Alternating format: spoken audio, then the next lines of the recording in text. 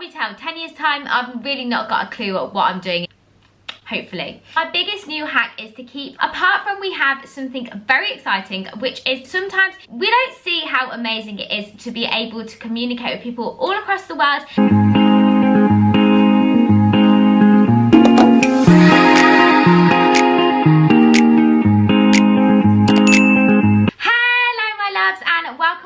To my channel. So today I have something a little bit different for you all, and I was really fancying grabbing a cup of tea and having a good old chat and Q&A with you all. So I headed over to my Instagram, Everyday Anna, to ask you all some questions, and believe me, you did not hold back. So today's video is going to be filled with lots of gossip about what is going on with my life right now. So make sure you watch till the end of the video, and if you do enjoy it, then please give it a big thumbs up so I know to make more videos like this. And before I get on with today's video, I just want to say a huge thank you to you all. I can't believe we are nearly at 2,000 subscribers. It was only my goal to get to 1,000 by the end of August, so we're completely smashing that out the park, and your support really does mean the absolute world to me. I can't believe people can be bothered to sit here and listen to my voice, but clearly some of you can, and I cannot thank you enough for that.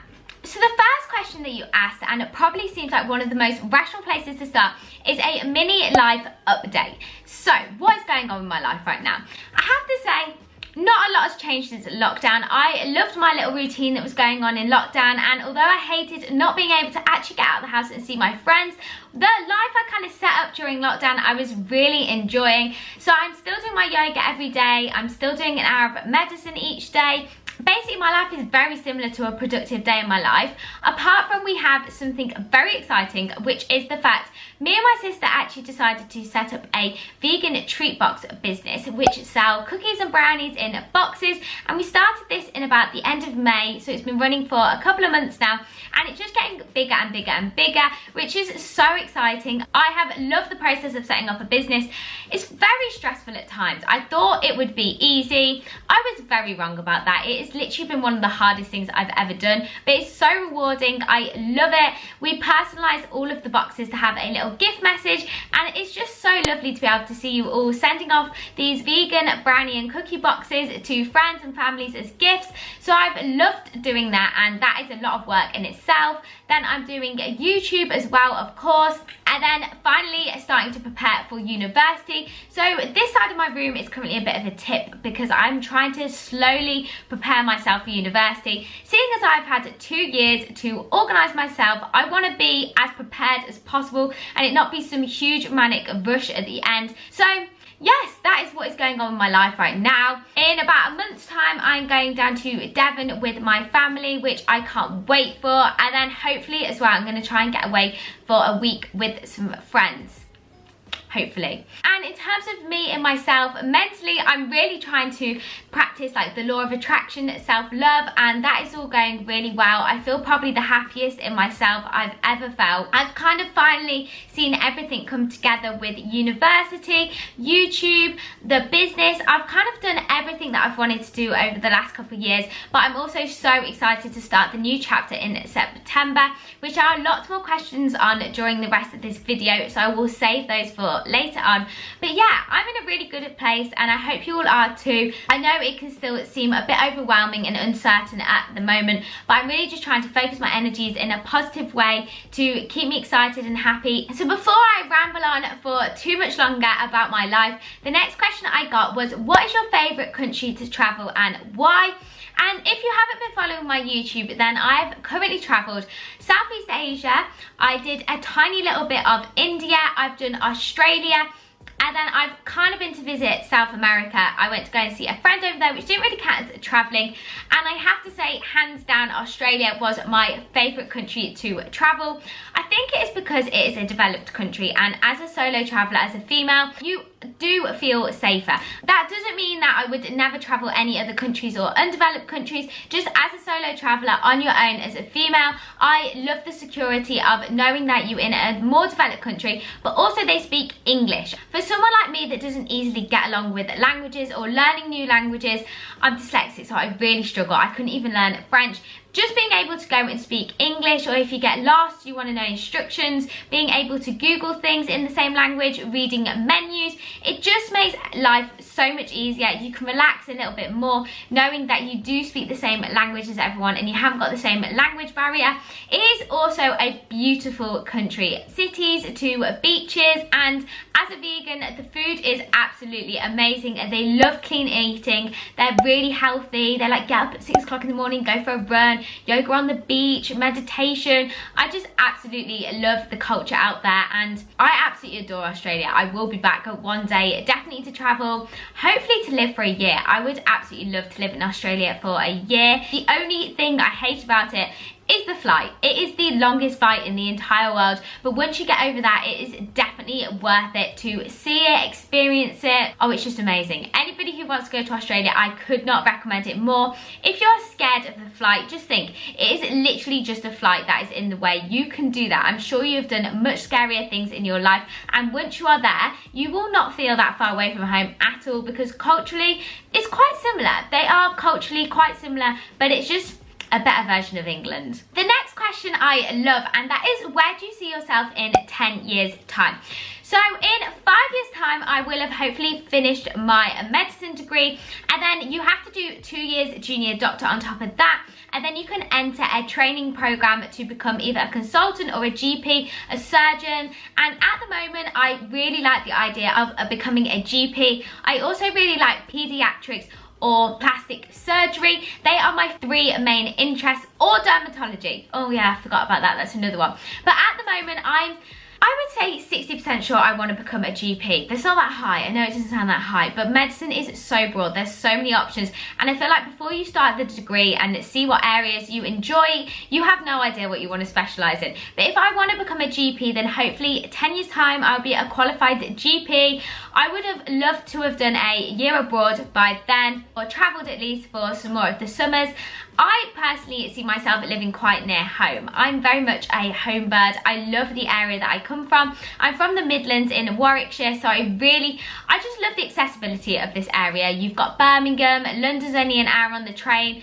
I could just see myself settling down somewhere near here. I mean, I would love to live near the beach. It's the only thing it's missing. As you can probably tell, 10 years time, I've really not got a clue at what I'm doing in 10 years time. I would be some form of qualified doctor.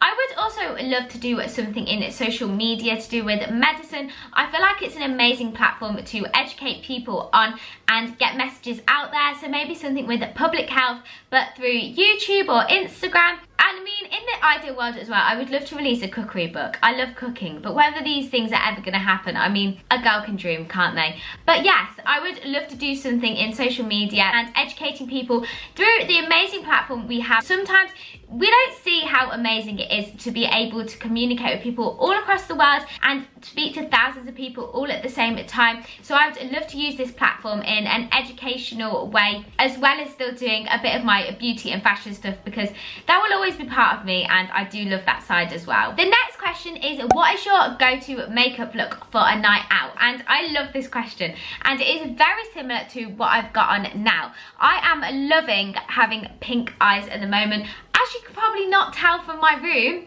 pink shades, pink pillows. I love pink. So since I've been wearing it as an eyeshadow, I cannot stop. I love it with a slightly darker pink eyeliner with shadow. I always used to use gel black eyeliner, and recently I've converted to using eyeshadow with a thin makeup brush. I just used this really thin Zoeva makeup brush to be able to do my wing liner, but do it with a shadow. So I pat it down on the brush and then pop it on like this. I got this idea from Hannah Renee, and I will stick her YouTube channel underneath because I adore that girl so much. She is so good. And yes, so I've been starting doing it like this, and it's just a much softer look, especially for the summer, where you don't want to look like you've got really heavy dark makeup on, and then just a really bronzed glowy look. My biggest new hack is to keep your bronzer really high on your cheekbones. You don't want it falling down to here, which is what I used to do a little bit, and makeup is all about learning, but keep it really high, and it just gives you that much more of a, there's definitely a word for that, cheekbone, strong cheekbone look. This is why I don't do beauty videos anymore. I can't describe anything. The next question I got was your favourite way to de-stress, and I think especially especially the world can seem quite stressful at the moment, so I think this is so important to talk about. And my main ways to de-stress are yoga, which is absolutely amazing. I will stick the video to my full review of how I do my yoga in the description bar below, which you should definitely check out if you haven't already. Reading, I think, is amazing. I used to be one of those people who was like, I don't read, I don't find it relaxing, but honestly, even if you just spend 10 minutes reading before bed, it really helps you switch off and focus on something else apart from what is going on. And if you get a better night's sleep, then you will be so much less stressed. And my final favourite way is doing something arty or like handicrafts. So recently with the business, I love making the packaging because I designed all the packaging, and if I don't say myself, it is beautiful. I love the packaging. But I spend hours doing that each evening, just making up the boxes, and now I've done it probably hundreds of times. I find it so relaxing to do something crafty, have the telly on in the background, and it just really helps you to de-stress, take your mind off everything going on, and just doing something, like doing something crafty. I feel like no one does that enough anymore, and it really is so helpful to de-stress. The next question I got is to do with uni, and that is, have I decided on a university yet? And yes, in September I have decided on what university I want to go to. However, there's a big but coming. I'm not going to tell you until post results day, which by the time this video is up is less than 2 weeks away, so you have not got long to wait. I'm going to have to think of a really fun way to reveal what university I'm going to, and it might be a shock to some of you where I've actually decided to go, but I have decided, but I don't want to jinx it and tell you before results day, so I'm going to keep it to myself, and you have a little bit longer to wait, but stay tuned to find out where I'm going. I cannot wait to do loads of uni vlogs, medicine vlogs, day in the life vlogs. And another person asked me, am I going to be staying in halls next year? And yes, I am. This is another thing I'm so excited for, a little room tour.